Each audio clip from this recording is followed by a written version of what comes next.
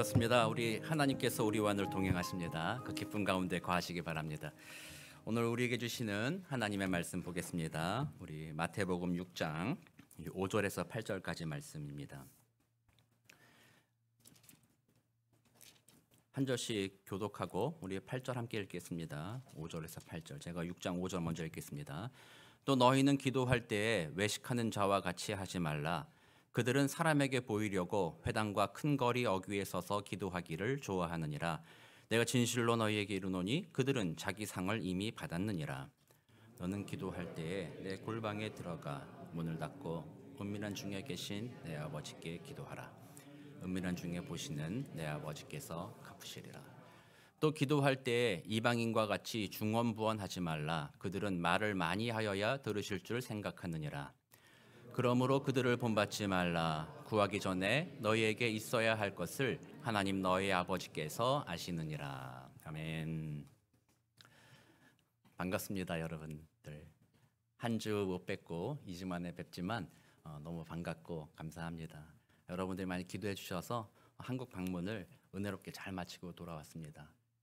어려서부터 친하게 지냈던 교회 친구들을 15년 만에 만났어요. 너무나도 귀한 시간이었고 또 제가 이제 신학 공부하러 미국 유학 간다고 했을 때 기도해 주셨던 담임 목사님을 또 만났습니다. 그 목사님께서 떠날 때에도 기도해 주셨는데 이번에 만나서는 야, 담임 목사는 이렇게 해야 된다. 설교는 좀 이렇게 해야 된다. 이런 많은 말씀을 해주셔서 많이 도전받고 좋은 시간 보내고 왔습니다. 한국에서 짧은 시간 보냈지만 이 자리가 너무나도 그리웠고 주신 이 직분이 얼마나 귀한가 생각하게 되었고 더 열심히 더 잘 섬겼으면 좋겠다라는 그런 도전을 받고 돌아왔습니다. 감사합니다. 네, 오늘 말씀을 좀 나누겠는데요.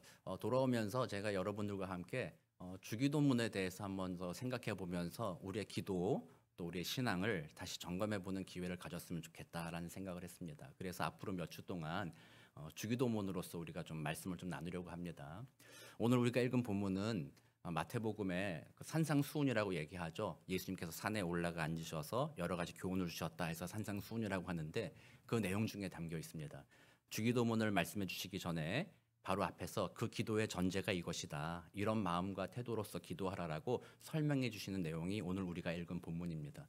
누가복음에도 주기도문이 나와 있습니다. 다른 상황에서 말씀하시죠. 그때는 제자들이 기도를 가르쳐 달라고 그랬을 때 이 동일한 내용으로서 기도를 가르쳐 주신 거예요. 그래서 여러분들이 헷갈리면 안 됩니다. 같은 내용이 서로 다른 상황 가운데 있으니까 마태복음과 누가복음이 충돌하는 거 아니냐 이렇게 생각할 것이 아니라 다른 상황 중에 같은 내용으로서 기도를 이렇게 하라고 가르쳐 주셨구나 이해하면 되겠습니다. 그래서 오늘 본문을 통해서 우리는 기도의 유익이 뭔가 한번 생각해보고 또 기도에 어떻게 태도를 가져야 되는가 이것을 한번 생각해 보려고 합니다. 그리고 이제 다음 주부터는 주기도문의 첫 번째 내용부터 이렇게 찬찬히 한번 살펴보도록 하겠습니다.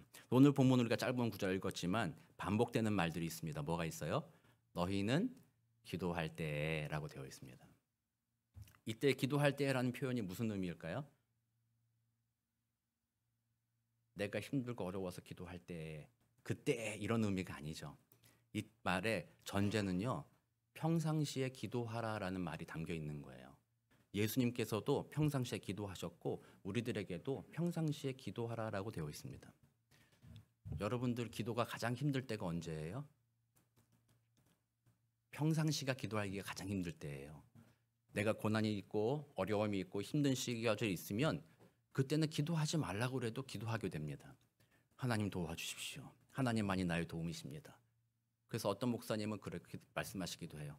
새벽 예배를 늘 하는데 어느 날인가 갑자기 새벽 예배 한 번도 안 나오셨던 분이 새벽에 나온대요. 그러면 목사님 마음이 덜컹 간다는 거예요.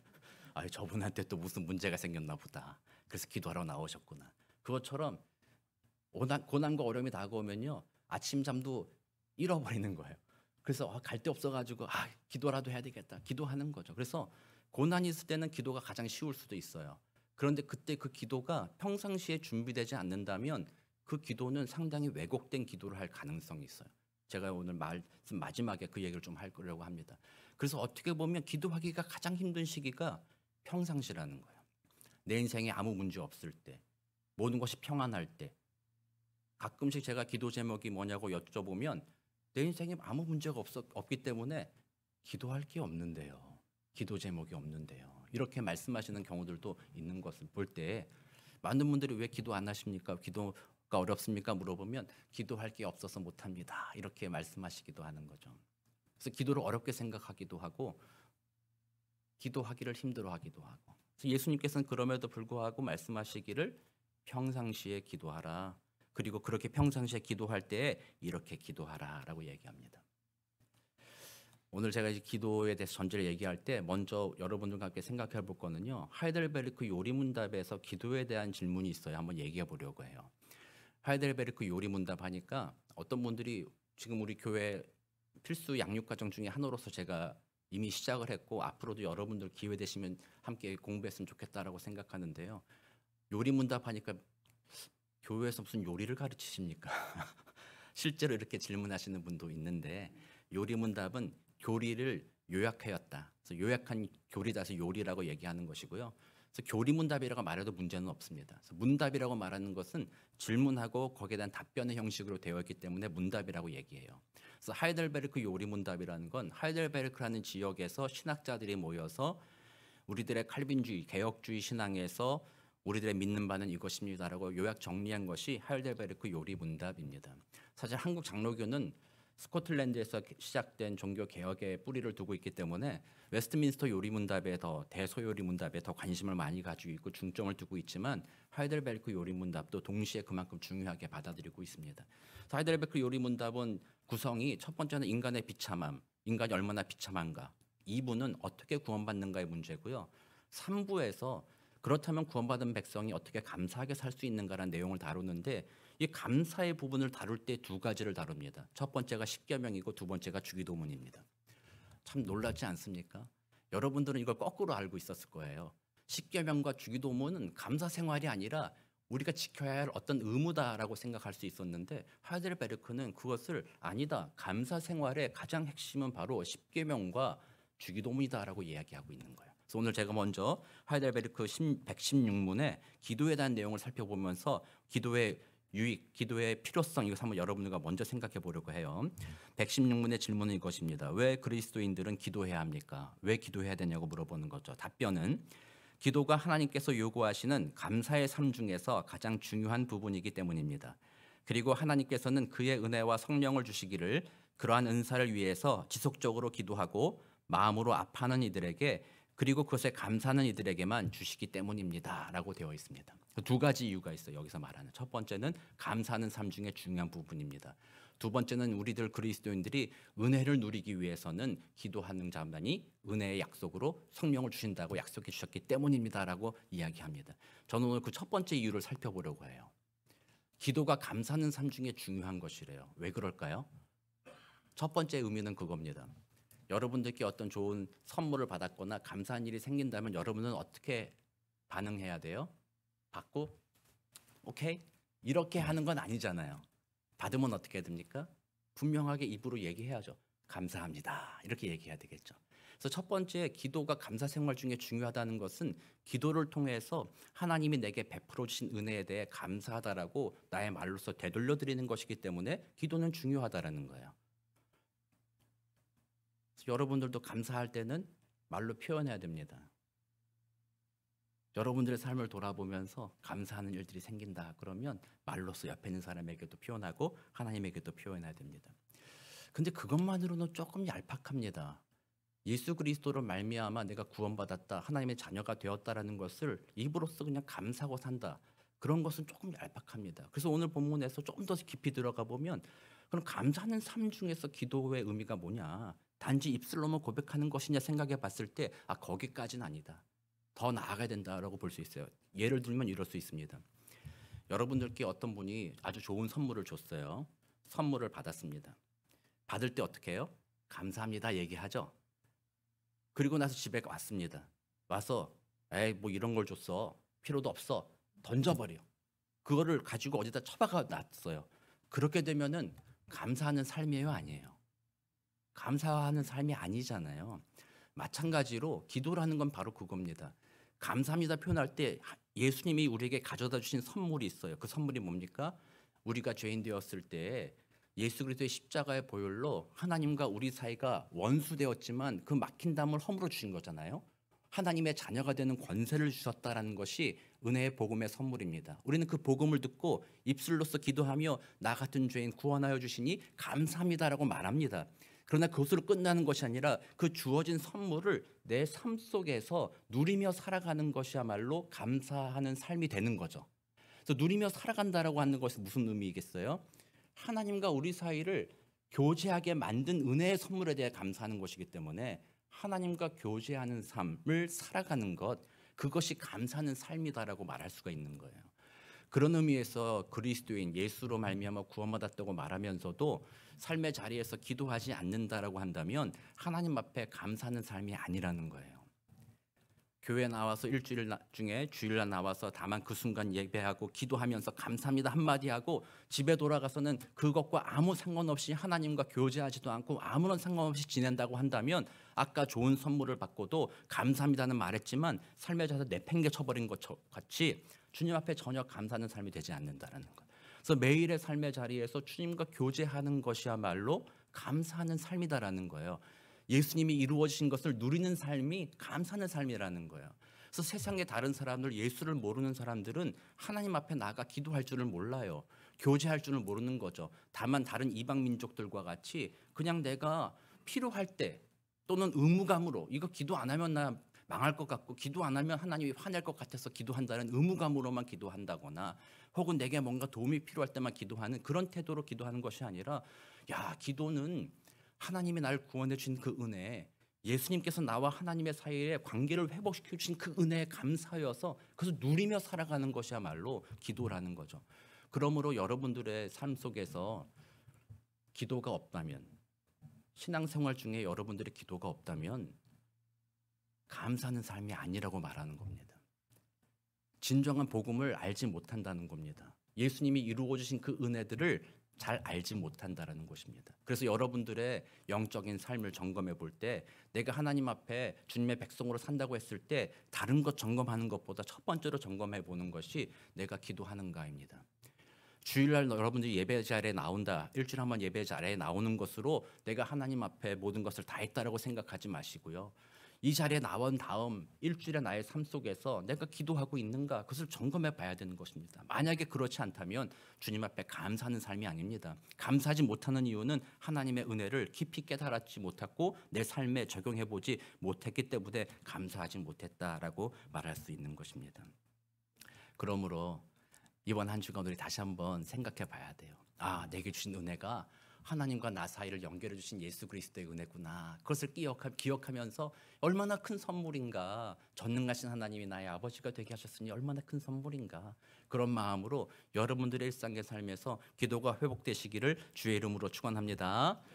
기도는 일상에서 진행되는 것입니다. 습관으로 진행되는 것입니다. 기도에 대한 제가 이제 예수님이 오늘 본문을 통해서 두 가지 조언을 주시는데 그 두 가지 조언을 얘기하기 전에 성도들 사이에 기도에 대한 오해가 있기 때문에 기도가 힘든 거예요. 여러분들 기도하기 너무 힘들어 하시잖아요. 특별히 이제 식당 가서 밥 먹을 때 혹은 어떤 모임이 있을 때 목사가 있으니까 저 목사가 기도하겠지. 근데 제가 갑자기 집사님 한번 기도해 주시죠 이러면 어떻게 여러분들이 상당히 당황하십니다. 갑자기 대표 기도라도 한번 하라고 한다면 여기 이제 대표 기도 나와서 기도하시는 분들도 많은 마음의 부담을 가지시고 그렇게 기도하시기도 합니다. 기도에 대한 오해 때문에 그런 일들이 생깁니다. 기도는 특별한 어떤 사람만이 하는 것이다. 기도는 어떤 중요한 뭐다. 이렇게 생각해서 기도에 대한 오해 때문에 기도를 두려워하는 것이죠. 그래서 우리는 그걸 이겨나가야 됩니다. 기도는 우리에게 주신 감사하는 삶이며 기쁨을 주는 삶입니다. J.I. 패커가 쓴 책 중에 기도란 책이 있는데 거기 부제는요. 의무를 지나서 기쁨으로 나아가는 길이라고 되어 있습니다. 기도는 우리에게 주신 은혜의 선물이다. 기도를 통해 하나님과의 교제를 누림으로 기도는 우리에게 복이 된다라는 것입니다. 그래서 기도하지 않을 수가 없습니다. 그리스도인들은. 기도하며 살아가야 되는 거죠. 그러면 예수님께서 두 가지 조언을 주시는데 이 두 가지 조언이 그동안 우리가 잘못 생각했던 기도에 대한 오해를 바로잡는 것이었습니다. 예수님이 2000년 전에 벌써 이렇게 했는데도 교회 안에서는 여전히 그 오해 가운데 붙잡혀 있어요. 그러니까 기도를 힘들어하는 거예요. 오늘 그걸 한번 생각해 보겠습니다. 첫 번째죠. 첫 번째는 유대인들의 기도 습관이었습니다. 오늘 우리가 읽은 5절에 보면 외식하는 자와 같이 하지 말라. 그들은 사람에게 보이려고 회당과 큰 거리 어귀에 서서 기도하기를 좋아하느니라라고 되어 있습니다. 그리고 오히려 6절에서는 너희는 기도할 때 내 골방에 들어가 문을 닫고 은밀한 중에 계신 내 아버지께 기도하라 이렇게 되어 있습니다. 이 구절을 또한 오해하고 있습니다. 이 구절을 보고 여러분들이 기도할 때 어떻게 하라고 기도합니까? 골방에 가서 기도해라. 골방에 가서. 그렇게 해석하는 경우 많이 있죠. 기도할 때 앞에서 기도하지 마. 조용하게 골방에 들어가서 기도해서 골방 기도라고 그래가지고 집에서 문 닫고 기도하래요. 아, 우리 집엔 골방이 없는데요. 집에 골방이 없어서 기도를 못 하겠는데 어떡하지? 이게 장소로서 해석하면 그런 문제가 생기는 거예요. 오늘 김동현 장로님 여기서 대표 기도하셨고 저도 기도했는데 그럼 어떡할 거예요? 이거는 골방에서 기도하라고 그랬는데 왜 그걸 굳이 말을 안 듣고 교회당에 와서 여기에서 대표로 기도하냐 이렇게 따질 수가 있는 거예요. 그러니까 저 구절을 골방에 들어가서 기도해라, 조용히 기도해라 이런 식으로 해석하는 거는 상당히 오해예요. 그냥 문자 그대로 해석하는 거죠. 그러나 예수님의 의도는 그렇지 않았습니다. 예수님의 의도는 앞에서 기도하든 회당에서 기도하든 또는 사람 앞에서 기도하든 어디서 기도하든 중요한 문제는 하나님과 너 사이의 대화의 문제다라고 얘기하는 거예요. 장소의 문제가 아니라는 겁니다. 여기서 그들의 상을 이미 받았다. 외식하는 자들이 그들의 상을 이미 받았다라는 이 표현은 무슨 말이냐면 이 사람들은 하나님께 기도하는 게 아니었어요. 하나님께 기도하는 것 같으면서 사람들 앞에서 기도하는 거였잖아요. 그 하나님께는 이런 생각을 이 바리새인들이요. 내가 이렇게 간구했고 이렇게 열심히 살고 율법 지켰으니까 하나님은 내 기도에 대해서 당연히 응답해 줘야 된다고 생각하는 거예요. 그러니까 그거를 간구로서 하나님 제발 좀 들어주십시오. 하나님만이 나의 도움이십니다라는 그런 의미로서 하는 것이 아니라 내가 열심히 했으니까 하나님은 당연히 들어줘야 된다고 생각하는 기도였었고 오히려 그럼으로써 사람들 앞에서 그렇게 기도해서 사람들한테 내가 기도하는 사람이다라는 것, 내가 경건한 사람이다라는 것을 드러내 보여주고 싶었던 거예요. 그래서 기도하는 태도가 하나님과 나와 둘만의 문제가 아니라 결국에는 사람들 앞에서 내가 어떤 사람으로 인정받느냐의 문제로서 기도했다는 그것이 문제라는 거예요. 그래서 그들의 상을 이미 받았다라는 거는요. 이미 그들이 그 회당에서 사람들 앞에서 막 기도하니까 사람들이 야, 저 사람은 경건하다 이렇게 인정해 줬던 거죠. 그 당시 유대인들이 아, 저 사람은 하루에 3번씩 나와서 저렇게 기도를 열심히 하니까 참 경건한 사람이야. 존경받을 만한 사람이야라고 사람들이 이미 칭찬했으니까 그들의 기도의 목적은 달성한 것입니다. 그러므로 이미 상을 받았다라는 거예요. 그래서 그들이 입으로 고백하는 내용들에 대해서 응답되건 안 되건 그거는 상관이 없습니다. 하나님은 그 이야기를 안 들어줘도 상관없습니다. 그들이 사람들로 받아야 될 존경을 받았기 때문에 이미 그들의 상을 받았다라고 이야기하는 것입니다. 예수님은 그걸 피하라고 얘기했습니다. 그래서 기도는 어떻게 하는 거예요? 사람을 보고 기도하는 게 아닙니다. 하나님이 내 앞에 계시다는 생각으로서 기도하는 것입니다. 이거를 제가 볼 때는 이렇게 표현할 수도 있을 것 같아요. 여러분들이 한번 경험해 보셨을지도 모르겠습니다만 독서 삼매경이라는 것이 있습니다. 독서 삼매경. 책을 막 열심히 읽고 책에 빠지면 주변이 어떻게 돌아가는지를 모르는 상태를 말하는 거예요. 그런 경험 해봤어요? 저는 어릴 때 책 읽고 막 너무 빠졌어요. 책을 다 읽고 책을 딱 덮었더니 어머니가 야 밤샜냐 학교 가라 그래가지고 밖에 보니까 어둑어둑하더라고요. 그래가지고 새벽이 됐나 보다. 가방 싸고 나가는데 어머니가 붙잡 야 이놈아 밤이다. 시간 가는 줄 몰랐대. 시간이 어떻게 되는지 모르고 거기 빠진 거예요. 마찬가지로 하나님께 기도할 때 바로 그런 겁니다. 주변의 상황과 상관없이 하나님이 나와 함께 계시는구나. 하나님이 내 곁에 계시는구나. 그 마음으로 기도하는 것이 중요하다라는 것입니다. 대표 기도를 할 때도 사람들이 나를 어떻게 생각할까? 그것 때문에 대표 기도하는 것이 아니라 정말 우리들의 회중들, 우리 함께 모인 교회 성도들의 기도의 제목을 가지고 하나님, 우리들이 가지고 있는 기도의 제목이 이런 것인다라고 하나님 앞에 기도하는 것입니다. 주변의 상호관계에 끌려다닐 필요가 없습니다. 어디서 기도하든, 골방에서 기도하든, 회중 앞에서 기도하든, 어디서 기도하든 하나님이 내 기도를 들으십니다. 주님과 대화합니다. 이 믿음으로 기도하는 태도를 가져라라는 것이 첫 번째 조언인 거예요. 그렇다면요, 우리 기도는요, 교회에 와서 기도하는 것도 유익합니다.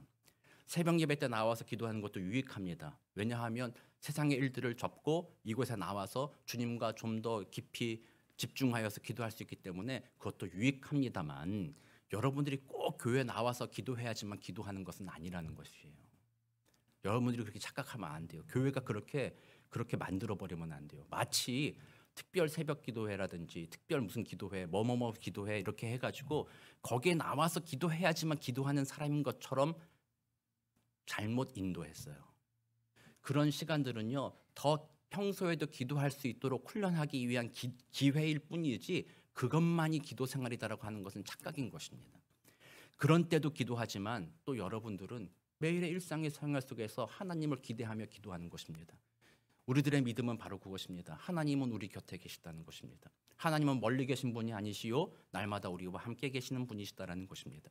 그러므로 일상의 매 순간마다 주변의 상황이 어떻든지 간에 하나님을 바라보며 그분 앞에 기도하는 것이 중요하다. 그래서 이 유대인들처럼 하루에 3번씩 회당에 나가서, 지금 이슬람 사람들도 그렇잖아요. 하루에 5번씩 모스크에 가서 기도한다거나, 그게 정 안 된다면은 카페트를 깔고 뭐 저기 메카를 향하여서 기도한다거나 뭐 이렇게 하는데, 예수님은 그럴 필요 없다라는 거예요. 그렇게 할 필요 없다. 기도란 그런 것이 아니다. 어느 곳에 있든지 하나님이 너와 함께 있으니 하나님 앞에 너의 마음을 그대로 고백하면 된다라는 것이 예수님께서 가르쳐 주신 기도라는 거예요. 이렇게 본다면요, 여러분들이 기도하기 어렵습니다. 기도 못 하겠습니다. 난 교회 나오기 힘들어요. 주일에 한 번 나와서 주일에만 기도합니다. 이렇게 핑계할 수가 없어요. 매 순간 기도하는 겁니다. 일부 예배 때 제가 여러분 물어봤습니다. 평소에 기도하시나요? 그랬더니 어떤 분이 대답하셨어요. 뭐라고 대답하셨게요? 밥 먹을 때 기도합니다. 아주 중요합니다. 적어도 하루에 3번 밥 먹을 때 기도하는 거 얼마나 중요합니까? 그것뿐만 아니라 일상에서 우리는 자유하게 된, 예수님이 우리를 자유하게 했습니다. 너 율법적으로 유대인처럼 막 회당에 서고 어디 가고 막 이렇게 기도할 필요 없다. 교회당 꼭 가야지만 기도하는 것 아니다. 예수님이 우리를 자유롭게 했습니다. 어느 곳에 있어서든 예수의 이름으로 주님과 교제할 수 있다. 그렇기 때문에 여러분들은요, 아침에 눈 뜨면 그냥 기도할 수 있습니다. 기도합니다. 하나님, 오늘 하루를 지켜주십시오. 운전대를 잡으면서 기도합니다. 하나님, 이 운전대를 도와주십시오. 안전하게 하시고 하나님 인도하여 주옵소서. 아침에 직장에 출근해서 직장에서 일 시작하기 직전에 잠깐 눈 감고 기도할 수 있습니다. 하나님, 오늘도 직장에서 이 직업으로서 주님께 영광 올려드리게 하시니 감사합니다. 오늘도 많은 일들이 있지만 주님 지혜 주십시오. 기도하는 겁니다. 늘상 그렇게 주님과 기도하는 것이죠. 어느 곳에 있든지 하나님이 내 앞에 있다는 사실을 믿음으로 기도한다면, 예수님이 원하는 기도의 원리가 첫 번째가 바로 이거라는 것입니다. 그래서 여러분들 이번 한 주간 정말 기도의 삶, 아까 말한 대로 감사의 삶이라고 그랬잖아요. 하나님과 교제하는 기도의 삶을 살게 되시기를 주의 이름으로 축원합니다. 두 번째 예수님이 주신 조언은 그것입니다. 7절에 보면 이렇게 되어 있습니다. 너희는 기도할 때에 이방인과 같이 중언부언하지 말라. 그들은 말을 많이 하여야 들으실 줄을 생각하느니라. 그러니까 이방인들이 중언부언하는 이유, 이 중언부언이라는 이 표현이 무의미한 말을 막 반복한다는 의미라기보다는요, 이방인들이 기도에 대한 또는 신에 대한 관념이 그 안에 담겨 있어요. 신은 내가 잘 설득해야 된다, 잘 설명해야 된다는 거예요. 나의 필요를 정확하게 표현하고 설명해야 신도 그것을 알아듣고 그 다음에 나에게 답을 준다라고 생각한 거예요. 그래서 그리스 헬라 그 제국과 그 문화권에서는요, 수사학이라는 것이 발전했어요. 그것은 설득하는 방법이에요. 말을 어떻게 꾸미느냐, 미사여구를 어떻게 넣느냐, 형용사를 어떻게 표현하고 부사를 어떻게 표현하고 논리적인 관계들을 어떻게 표현해서 어떻게 말을 잘해가지고 다른 사람으로 하여금 논리적으로 설득할 수 있느냐, 이게 되게 발전되어 있었고, 그것을 잘하는 사람이야말로 지혜로운 사람이다라는 것이 그 당시 문화권이었다는 거죠. 이방인들은 그러므로 말 잘하는 것을 되게 좋아했다는 거예요. 그래서 자녀들한테도, 고위 자녀들은 그래서 말 잘하는 사람한테 교사를 불러서 그걸 배우게 했어요. 그래서 알렉산더의 스승이 아리스토텔레스, 이렇게 막 가르쳤다는 거죠. 이 사람들은 신에 대해서도 그렇게 생각하는 거예요. 내가 말을 잘해야지 저 신을 잘 설득할 수 있지. 그러니까 말을 반복하더라도 표현이 똑같은 것을 반복하는 것이 아니라 표현을 다르게 하는 것입니다. 감사합니다 이렇게 했다가 두 번째는 또 고맙습니다 이런 식으로 표현하면서 말을 계속 반복함으로써 내 뜻을 강조하고 잘 설명함으로써 설득함으로써 신의 마음을 바꾸고, 그러면서 내가 원하는 것을 얻어낸다라고 생각하는 것이 이방인들의 기도의 태도였어요. 거기에 조금 더 더하면은 이렇게 말할 수 있어요. 지성이면 감천이다라는 거죠. 내가 열심히 최선을 다해서 기도한다면 신도 감동해서 내 기도를 응답해 준다라는 거예요. 그래서 우리 교회에서도 그런 태도들이 우리 교회에서도 있어요. 마치 하나님이 모르시는 것처럼, 마치 하나님은 주시지 않으려고 생각하는 것처럼 고약한 어떤 신이다라고 생각을 하고 지성이면 감천이지 해가지고 기도를 최선을 다해서 열심히 한다면, 말을 잘하고 설명을 잘해야지만 하나님이 내 기도를 들으신다라고 생각하는 거예요. 그러나 하나님은 절대 그렇지 않다라는 거예요. 그렇게 생각하다 보니까 기도가 어려운 거예요. 아, 하나님을 설득하려고 그러는데 어떻게 전능하신 하나님께 내가 무슨 설득을 하냐. 내가 말도 잘 못하는 사람인데 기도하려고 했더니 무슨 말 해야 될지도 모르겠고 말을 못하겠다. 아, 그러니까 기도가 어렵다. 이렇게 생각하게 되는 거죠. 그러니까 기도가 율법주의적인 것으로 변질되어 있는 거예요. 예수님이 그걸 지적하는 거예요. 너 그렇게 하지 말아라. 그럴 필요 없다라고 하는 거죠. 그래서 8절에서 보면 그들을 본받지 말라. 구하기 전에 너희에게 있어야 할 것을 하나님 너희 아버지께서 아시느니라 라고 말합니다. 근데 이 구절을 또한 사람들이 마음이 뒤틀린 사람들은요, 이걸 또 뒤틀리게 봐요. 뭐라고 봐요? 아니 뭐 하나님 다 아신다는데 뭐 꼭 굳이 기도해야 됩니까? 기도할 필요도 없죠. 하나님 알아서 해주시겠죠. 뭐 이렇게 생각한다라는 건데요. 그거는 상당히 어리석은 태도입니다.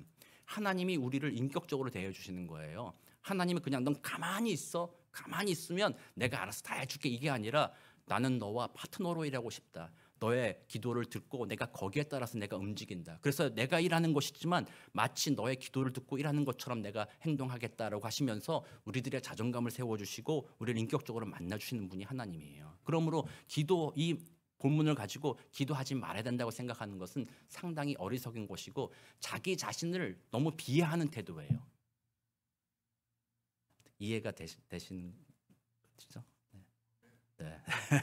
네. 그래서 우리는 기도하는 것을 하나님이 기뻐하시는데 하나님이 아시기 때문에 이 말의 의미는 뭐냐면요. 기도할 때 잘하려고 생각하지 말라는 거예요.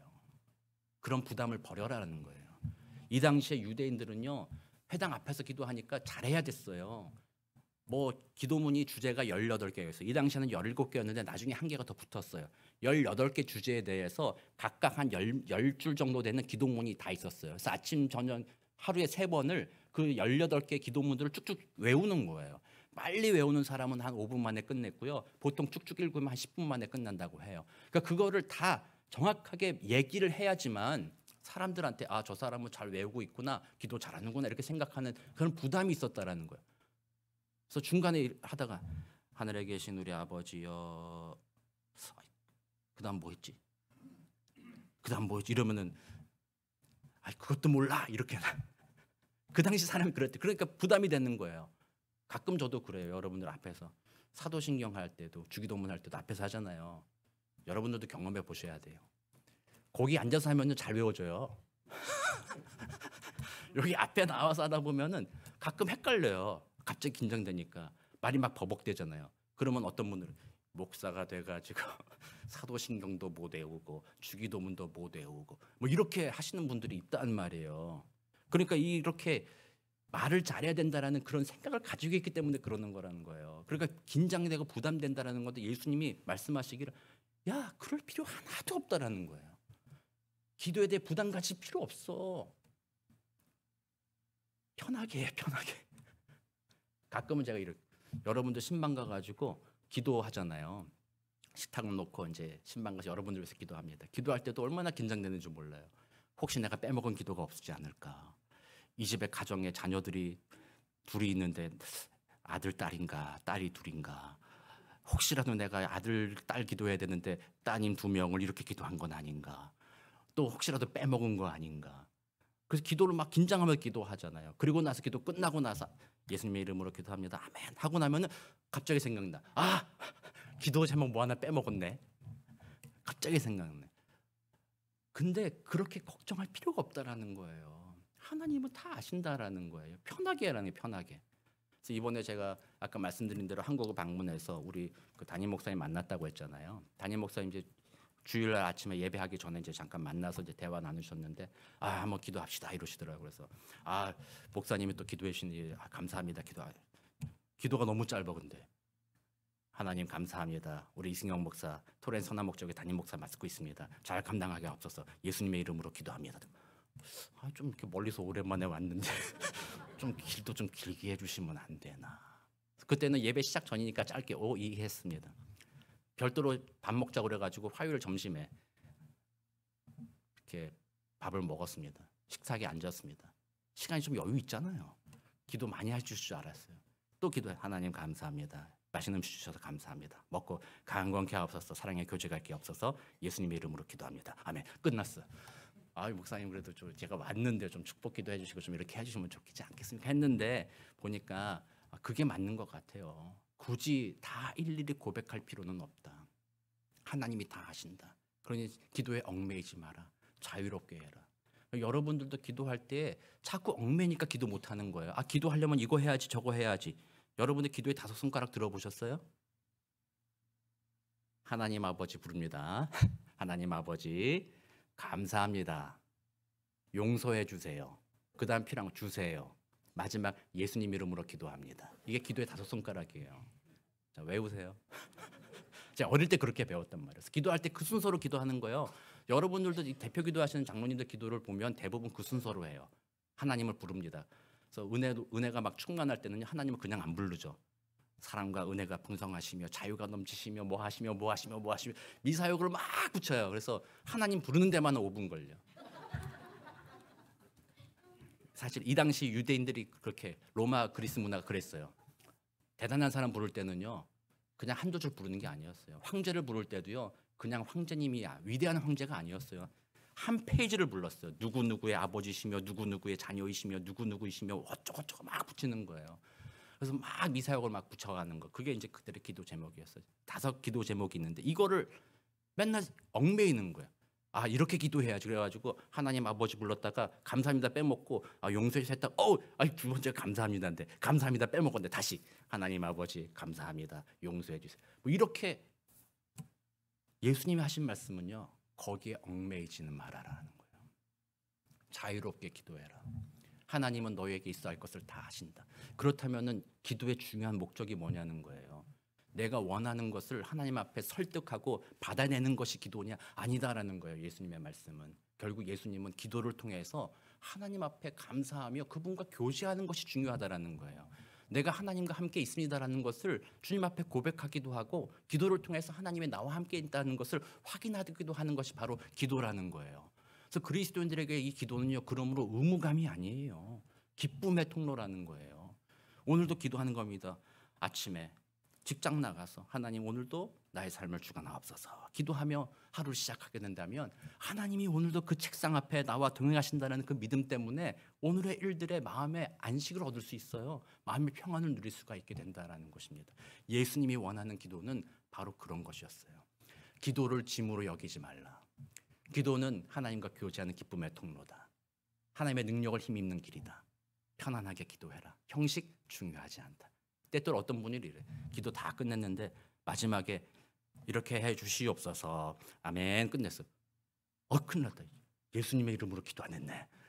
예수님의 이름으로 기도 안 하면은 하나님이 기도 안 받아주시는 거예요? 그렇진 않다는 거예요. 그 말을 빼먹었을지라도 하나님께서는 우리의 마음을 아신다라는 거예요. 그러나 우리는 예수님의 이름으로 기도합니다라는 것을 하는 것이 좋겠다라고 생각하는 거예요. 그래서 가능하면 우리는 예수님의 이름으로 기도하는 겁니다. 그 기도 하나님께서는 예수의 공로를 보고 우리의 기도를 받아주시기 때문에. 그래서 얽매일 필요가 없다라는 거예요. 얽매이지 말고 오히려 어떻게 하라? 기도를 쉽게 여기며 기도를 가까이 하라라는 거예요. 매 순간 기도하라는 거예요. 그래서 우리 데살로니가 전서에서 우리 바울이 권면했듯이 뭐라고요? 쉬지 말고 기도하라. 쉬지 말고 기도하라는 거예요. 이게 가능한 거예요. 만약에 여러분들이 교회 와서 기도하고 막 정말 말을 잘해서 기도하는 거로 한다면은 의무감에 기도해야 된다 그러면요, 쉬지 말고 기도하라는 것이 너무나도 짐이에요. 어떻게 쉬지 말고 기도합니까? 나는 일상을 살아야 되는데요. 어떻게 매일 아침마다 새벽 예배 나가고 어떻게 교회 가서 기도하고 맨날 그래야 됩니까? 이렇게 나온다는 거죠. 그게 아니라는 겁니다. 예수님의 그 뜻은 어느 순간에 있든 어느 장소에 있든 무엇을 하든 상관없이 그 순간 하나님과 독대하면서 그분 앞에 말이 안 나오더라도 그분을 불러라. 하나님, 오늘도 새날 주셔서 감사합니다. 하나님 도와주십시오. 내가 말을 다 표현하지 못합니다. 그러나 하나님은 아시지 않습니까? 하나님께서 나의 마음을 아시고 나를 도와주실 믿습니다. 예수님의 이름으로 기도합니다. 이렇게 짧은 기도를 할지라도 매 순간 주님 앞에 기도하며 살아가라고 예수님이 명령하시는 거예요. 이건 대단히 파격적인 일이었어요. 그 당시 유대인들이나 이방인들한테는 그렇게 기도하지 못했거든요. 그들은 기도가 짐이었고 의무였거든요. 또 그 기도를 통해서 자신들의 원하는 것을 획득하는 수단으로 여겼을 뿐인데 예수님은 바꿔주신 거예요. 기도는 하나님과 교제하며 너희들의 마음의 짐을 주께 맡기며 기쁨의 통로가 되는 것이다. 그러니 기도에 얽매이지 말고 자유롭게 주님과 교제하는 기도로 너의 삶을 감사함으로 나아가라. 예수님께서 그렇게 말씀해 주신 거예요. 예수님의 기도가 바로 그겁니다. 그러면서 그 아까 말씀드린 18가지 그 긴 기도 제목을 주기도문이라는 짧은 구절로 요약해 주신 것입니다.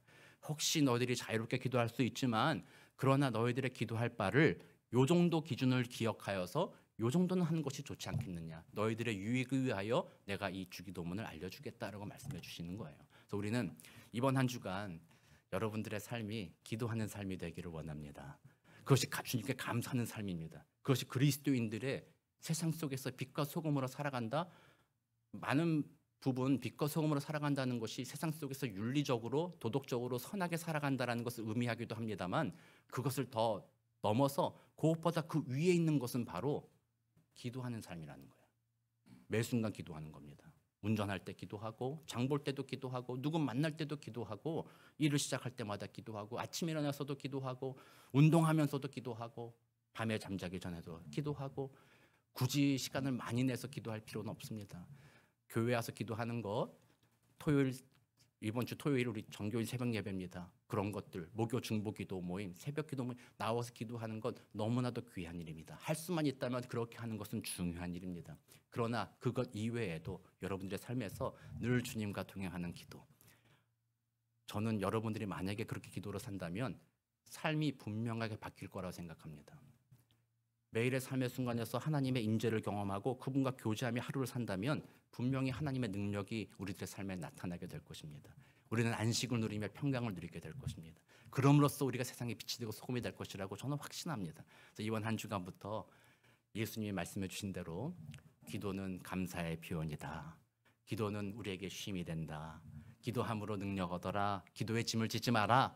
기쁨으로 기도하라. 그 은혜를 누리시게 되시는 복된 저와 여러분 되시기를 우리 구주 예수 그리스도 이름으로 축원합니다. 함께 기도하겠습니다. 사랑과 은혜가 많으신 하나님 감사합니다.